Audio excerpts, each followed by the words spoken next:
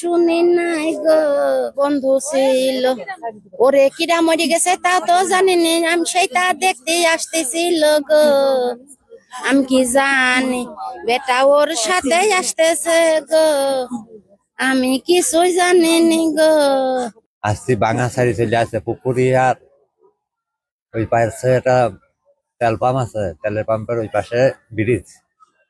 ওই ব্রিজ এসে গাড়তে লাগে ওই চাকা নাই দাঁড়, অ্যাপাচির গাড়ি তো চাকা নাই দাঁড়, ওই ঘর থেকে পড়ে যাওয়া গাড়ি স্লিপ করে গেছে, স্লিপ করে ওরা পড়ে গেছে জানি। ট্রেনেও যায় নাই, বাসেও যায় নাই, বাইক নিয়ে চলে আসে। বাইক নিয়ে আসে রাত 1টা বাজে 2টা বাজে। আমার বাড়ি থেকে আমার বাবা ফোন দিয়ে কথা, দেখ তো মনে রাখুন। হ্যাঁ, আমি ফোনে ফোন দিয়ে দেখি পুলিশ রিসিভ করে ফোন।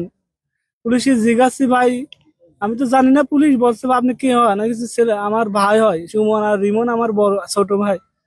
বলছে আপনার ভাইরা অ্যাক্সিডেন্ট করছে। আমি কছি কোথায়? কছে ভাঙ্গা। বলছে, আমি বলছি কি অবস্থা? কছে বেশি কিছু হয়নি, আপনারা দ্রুত চলে আসেন। আমি সাথে সাথে প্রাইভেট ভাড়া করছি, ভাড়া করে সঙ্গে সঙ্গে চলে আসছি যে আমি তাড়াতাড়ি মেডিকেলে যাই। কছি কোথায় আছে? কছে মেডিকেলে, ভাঙ্গা মেডিকেলে আছে, স্বাস্থ্য কমপ্লেক্সে। আমি তখনই চলে আসছি। আসে এখন পরে ফোন দিয়ে আমার ফুফাতো ভাই পাঠাইছি। ফুফাতো ভাইয়ের কাছে পরে ফোন দিই, ফুফাতো ভাই বলছে ভাই নাই, ভাই মেডিকেলে নাই, ভাই হচ্ছে হাইওয়ে থানায় পড়ে আছে।